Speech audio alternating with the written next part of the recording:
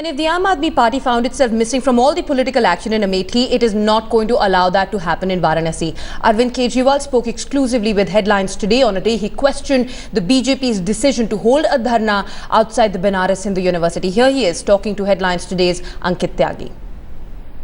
The BJP and the Election Commission are on a war path in Banaras. Narendra Modi and the Bharatiya Janata Party now want to milk it to the maximum after the local administration denied him the permission. That's the allegation from the Bharatiya Janata Party. Arvind Kejriwal, his main competitor in Banaras, is with us right now.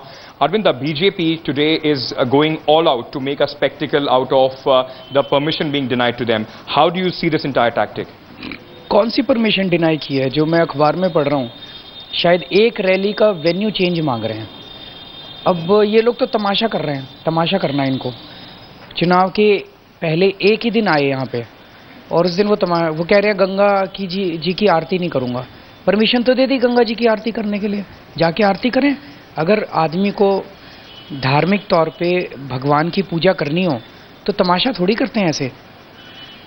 तो अगर उनको आरती करनी है तो जाके आरती करें। मैंने भी आरती की थी, किसी को पता नहीं चला, अकेला गया मैं, आरती करके आ गया मैं, किसी को पता नहीं चला कि मैं आरती करके आया हूँ।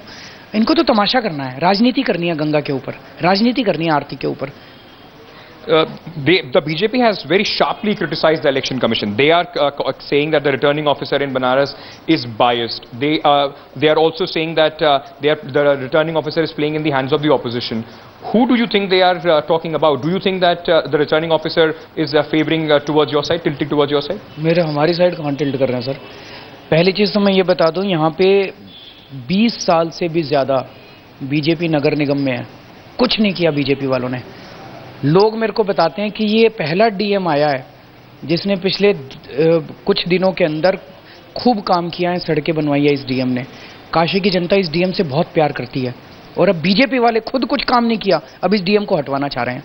चुनाव के पहले चुनाव का बहाना बना के इस डीएम को हटवाना चाह रहे हैं कि उन्होंने एक एरिया में वेन्यू शिफ्ट करने के लिए तो मांगा है। हमसे भी कई बार कहते हैं वो ऐसे नहीं ऐसे कर लो, ऐसे नहीं ऐसे कर लो। हम कॉपरेट करते हैं इलेक्शन कमीशन के साथ, हम कॉपरेट करते हैं डीएम के साथ। जब भी वो चेंज ऑफ वेन्यू कहते हैं हम चेंज करते हैं, उनकी अपनी वो है कंसर्न्स है। तो एक वेन्यू चेंज करने में ऐसी क्या आफत आ रही है? ऑल्सो जिस तरीके से अरुण जेटली और अमित शाह और बाकी सब लोग धरने पे आज बैठ रहे हैं, प्रोटेस्ट में धरने पे बैठ रहे हैं कि हम लोग अब इलेक्शन कमीशन अगर हमें बोलता है कि आप कर लीजिए तब भी नहीं करेंगे क्योंकि हमारे पास टाइम नहीं है और हम इसके लिए इलेक्शन अब हम धरने पे बैठेंगे। जब आप दिल्ली में धरने में बैठे थे तो इन्हीं बीजेपी ने बहुत शार्प क्रिटिसिज्म था। अरुण जेटली ने ब्लॉग लिखकर बोला था कि इस तरह की पॉलिटिक्स नहीं चलेगी। कुछ एड्स बीजेपी के आने शुरू हो गए थे कि धरना नहीं करेंगे, it will be about governance. How do you see them almost doing the same tactics as you use? हमने जब भी धरने किए जनता के लिए किए। आज ये जो धरने पे बैठ रहे हैं एक रैली की वेन्यू की परमिशन के लिए बैठ रहे हैं। आपको मजाक नहीं नजर आ रहा? पूरा तमाशा कर रहे हैं। बेसिकली मीडिया इवेंट है, अपने ऊपर मीडिया का फोकस चाहिए इन लोगों को। सुबह से शाम तक बस मीडिया में ये बने रहेंगे, वही चाहिए इन लोगों को। तो ये बड़ा दुखदाई है। हम लोग जब भी कभी धरने पे बैठे, भ्रष्टाचार को लेके बैठे, 15 मंत्रियों के लेके बैठे, लोकपाल को लेके बैठे, महिलाओं की सुरक्षा को लेके बैठे। ये धरने पे किस लिए बैठ रहे हैं कि हमें बेनिया बाग के वेन्यू के ऊपर परमिशन नहीं दी। अरे दूसरा वेन्यू ले लो यार, ऐसी भी क्या आफत आ गई? My last question to you, Arvind. Now, with the entire top brass of the BJP also here, this entire spectacle that you are calling that BJP is portraying, they are going to milk it to the maximum. We also know that the BJP has already asked their cadre to make it a bigger spectacle than what Narendra Modi came here. Do you somehow see that there is some sort of a nervousness? Probably they have to work a little harder in Banaras? वो तो दिखाई दे रहा है। बड़ौदा के अंदर मोदी जी शायद एक बार भी नहीं गए चुनाव के पहले।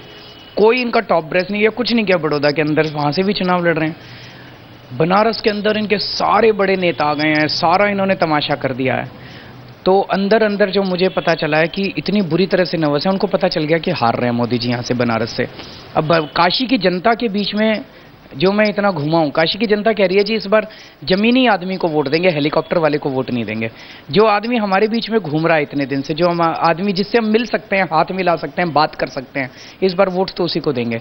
ये हेलीकॉप्टर वालों से तो बहुत परेशान हो चुकी है जनता।